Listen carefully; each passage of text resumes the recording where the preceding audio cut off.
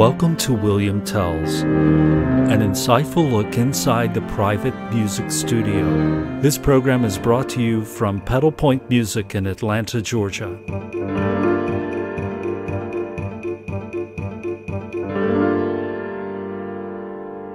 Well, hello my friend, and welcome. You've chosen a great way to spend the next few minutes. I'm Will Suit, and I'm so glad you're listening. You know, recitals occur year-round for private music studios, but springtime is overwhelmingly recital season. I'm embarrassed to say that as an instructor, I've learned the lesson the hard way that you have to book a facility way in advance for this one. There's just no getting around it. Clients tend to look forward to the spring recital and fill the hall with people to admire the accomplishments of the previous few months of study for their children. Today on William Tells, we are going to explore the recital from a few different angles. We'll look at it from 3 different points of view: the instructor, the student, and the parents. Call your friends about this one and grab a notepad. You'll want to jot down some pointers.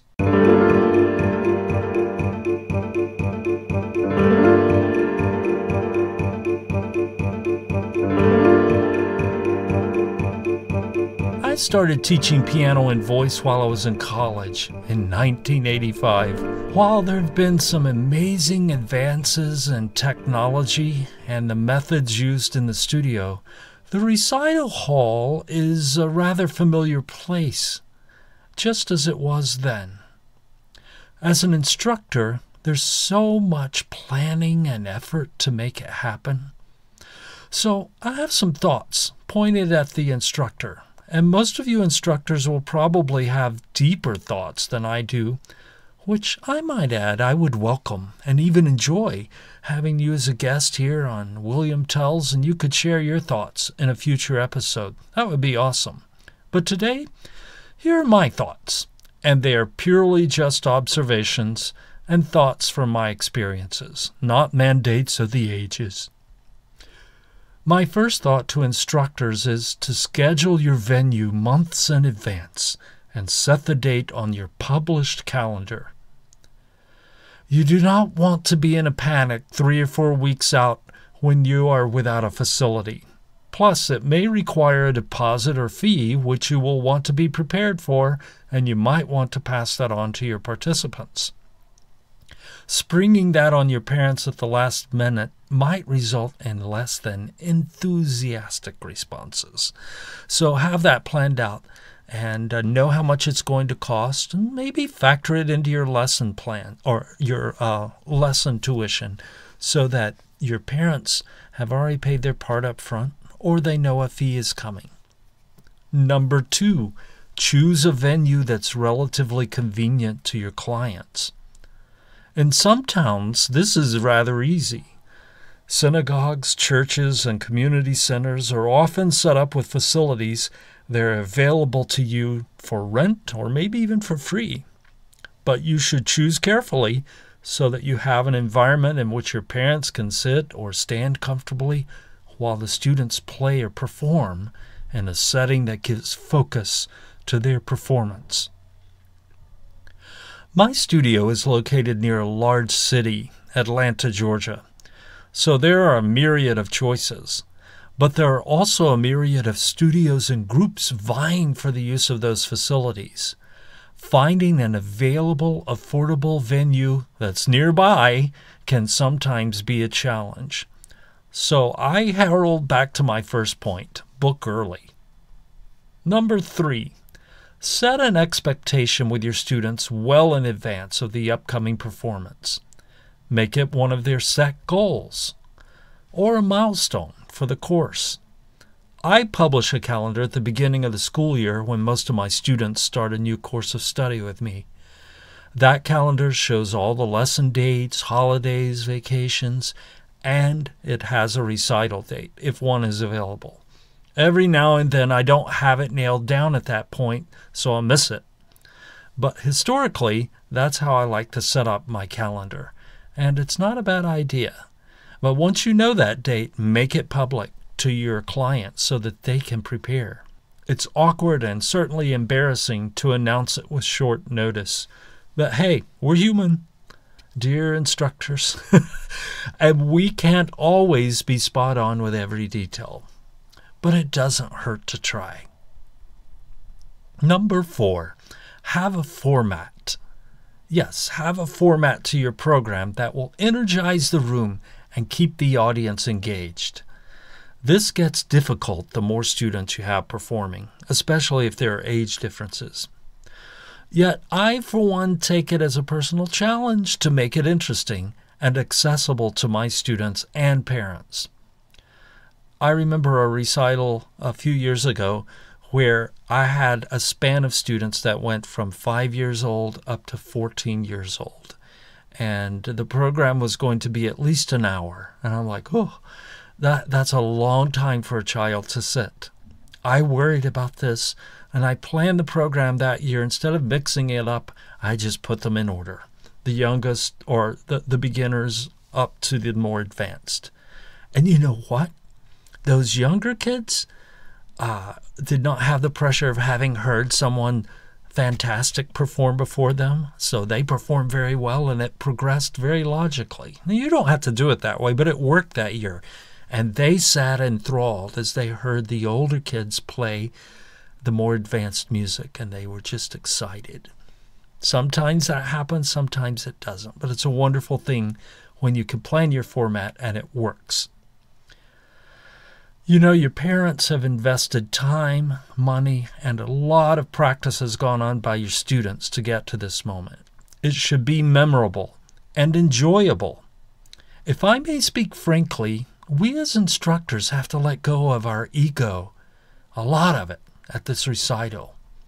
Ego makes us want to control every moment and every detail. Ego makes us want perfection from our students to the point of sweating it out with fear instead of sweating it out with exhilaration and expressing themselves artistically. Ego makes us want to look good instead of focusing on the wonderful budding talent that's on the stage. It's best to leave your ego at home. Try it. You might just like it. Number 5, celebrate at the event with your students and your parents. This is a moment for your students to shine. Now, I want to nurture and embolden everyone who takes lessons from me, no matter their skill level. But there are levels of skill, and they should be acknowledged and celebrated at recital. I give out awards. I acknowledge advancement and accomplishments. Everyone doesn't get a top award or acknowledgement, but everyone is acknowledged for his or her achievements, even if it's just a certificate for participation in this event. I make a big deal about their accomplishments. Celebrate.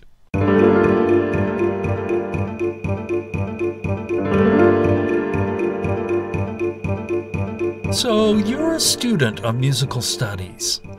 Do you take private music lessons? When's your next recital? I love hearing student stories about their studies and achievements. Recital is only one aspect. Well, it is the aspect we're scrutinizing today, isn't it? So I have some thoughts for you, the student. Seriously, consider recital. That's my first point. Consider it as an option of performance. The truth is, it's not the only option for performing, but it is certainly worth your time to participate in one. Now I want to take an off-trail for a moment and address the student who's disinterested in recital. You're valuable too, and some teachers put so much emphasis on recital that you might feel unwelcome to study with such a teacher. And I get that. I understand. More often than you know, I've had a parent come to me seeking music lessons for their child with a concern. Mr. Will, do you require your students to participate in recital? If you do, my child probably won't take lessons with you, because the last teacher made such a big deal about recital that it became a point of great stress and anxiety. The pressure to perform and get it right made it such a negative experience that we left with tears in our eyes, and our child in tears as well. Oh my. I remember the first time that I heard this, and it really sunk into me then. I was so disturbed at the thought of a person entrusted with the role of instructor injuring a little artist's psyche to the point of terror. So I say to you, dear student, that you should never ever feel pressured into playing at a recital. It should be a moment of joy and celebration. It's a moment of artistic celebration for you. Now, if your mom or dad require of you that you have to play in recital, you're going to have to figure out a way of making it a positive experience. They're in charge. And just trust that they're doing what's best in requiring this performance. Personally, if you are strong enough to focus on being the artist that you are, let go of your fear and enjoy the moment. It'll be something new for you. Number 2, from the onset of your current course of study or level of study, try to view your songs as they will be performed. That's not always easy at the beginning when you're just getting familiar with your music, but coming up to the last 3 weeks before a recital and trying to grasp the shape and flow of your songs will result in a rigid, lifeless performance. By recital time, you should be playing those songs effortlessly and with artistic expression. So listen to your instructor from the beginning and learn the lessons of the song. Learn them early so that you can spend a lot of time developing your performance. Number 3, have fun with recital. Some instructors cringe when they hear me say the word fun. Well, I'm sorry, but I think it should be fun. And these are my thoughts too. so I'm going to say it's fun. Fun doesn't mean disruptive or reckless. It means you are sharing your art with people in a meaningful way that does more than just regurgitate the notes. Perform with artistry. Express yourself through your performance and enjoy it. Have fun. Number 4, and this is so important. It's almost as important as the last one, number 5, but listen to this one first. Be respectful of others. Hardly a recital goes by where I don't have at least one incident of where someone misbehaved during the recital or laughed during a performance. Maybe they weren't laughing at the person, but it showed disrespect during that person's performance. So pay attention to everyone else. No matter their level of expertise, applaud their performances with enthusiasm. Don't chat with your friends during someone else's performance. Stay in your seat and put your phone away. Make sure you go to the bathroom before it starts. It's time to share once the recital starts. It's not just about you. It's time to share. Share.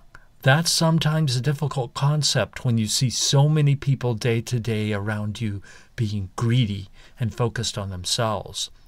But hey, you're important too, and your responsibility at recital goes way beyond yourself and your performance. You're there to bolster your dear musician friends on their journey. Number 5, and this is most important, show gratitude. Thank your parents for the opportunity to study music with a private instructor. That's quite an opportunity. Thank your instructor for his or her time and the effort spent helping you develop your skills. You'll probably have several instructors along the way.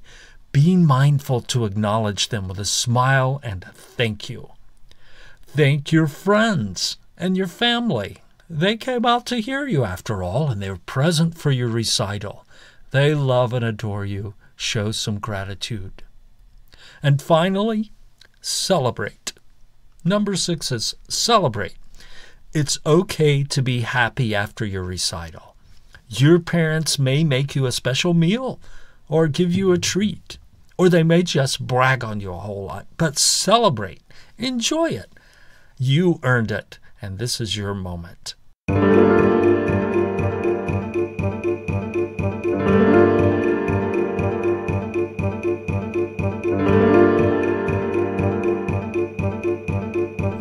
now we come to the parents. Oh, my studio has a view to the lobby of my music school. I watch people from many walks of life pass through that door every day. There are all kinds of parents in the world, and I see most of them, I think, except for bad parents. We have good parents here. I'm very happy about that. I think these parents are good parents for a lot of reasons. But you as a parent, for whatever reason, have enrolled your child in music studies with a private instructor. For 30 minutes, sometimes an hour, you endure sitting in a crowded waiting area with strangers and noisy siblings week after week while your child takes music lessons. You've made an investment in their future that will have such great impact on the quality of their lives. Thank you. So what thoughts do I have for you regarding recital?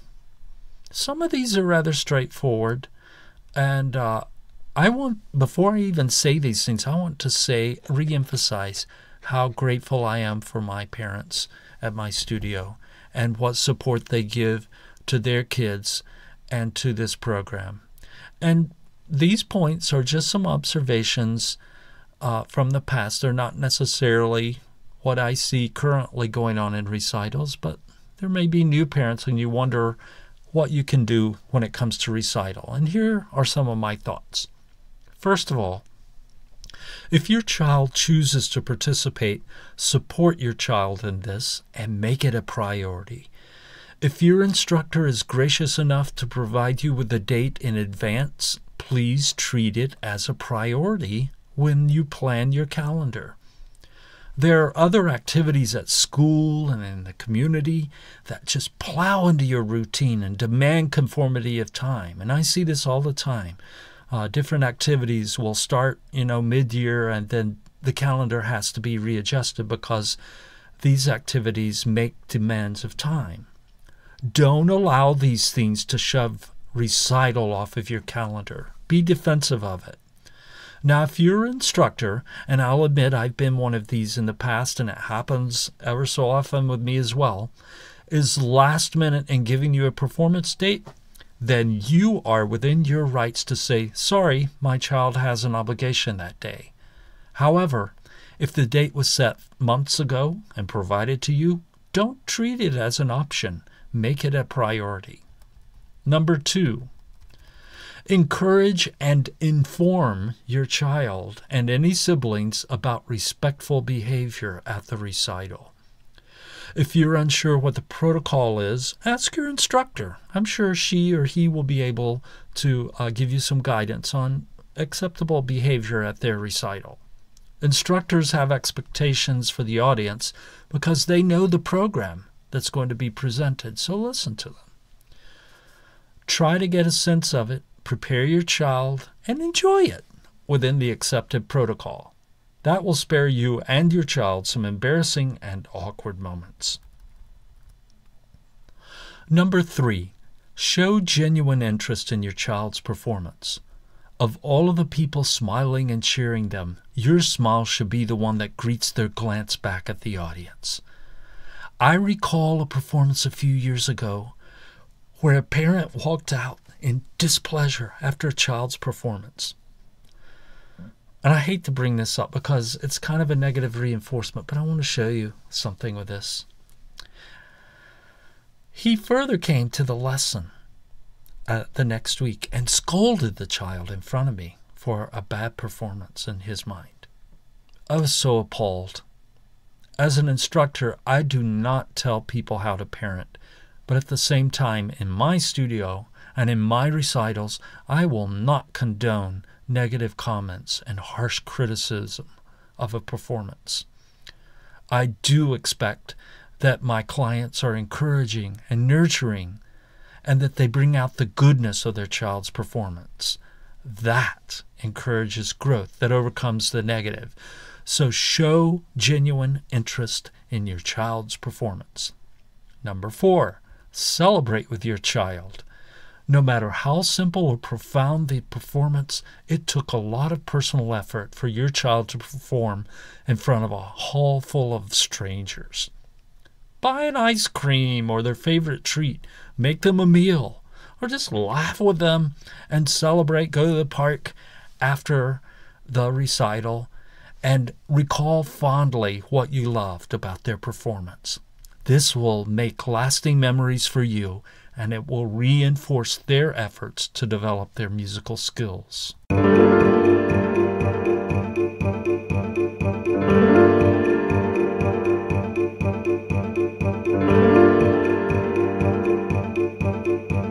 Recital is such a fantastic opportunity for everyone to celebrate the music that we all adore.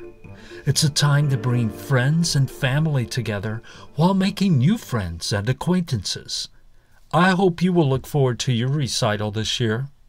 Do you have some thoughts after hearing mine? I'd love to hear them. Email me. William Tells, that's WILLIAMTELLS, at pedalpointmusic.com. Don't forget to share our podcast with your friends and family as well. Subscribe so that you don't miss a single episode. Until next time, remember that music is the constant voice beneath the progressions of life.